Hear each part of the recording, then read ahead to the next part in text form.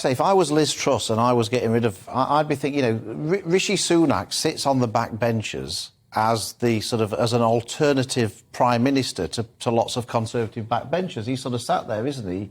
And if Liz Truss was put under pressure to go, that he would be, it seems to me, the person that will be the most obvious person that people would turn to. And so if you bring him into you might have to eat some humble pie, but you're eating some humble pie anyway by sacking your Chancellor.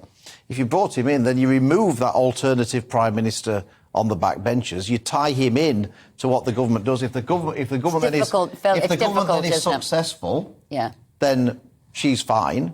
And if the government isn't successful, he's wrapped up in it as well. Don't get me wrong, you're quite right. People say, make sure they're on the inside of the tent, not on the outside of the tent. So there's an element of that. Absolutely. It's calming him in a way, give him a role. But it also means if he resigned and said, this isn't great what you're doing, Prime Minister, destabilise it, going for the top job. I've got another name for you. What about Michael Gove?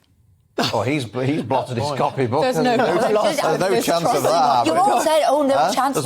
There's more chance of me getting the job than Michael Gove. Well, a good Yorkshireman who's tight with the money, looking at the cost of living, I'm not building up my own prospects by saying that. No, but I think, look, we've got it. There's not just one thing, who is the best person for the job. It's got to be who is then going to steady the ship, who is then going to bring the MPs on board. And then, most importantly, we've got to think about the public.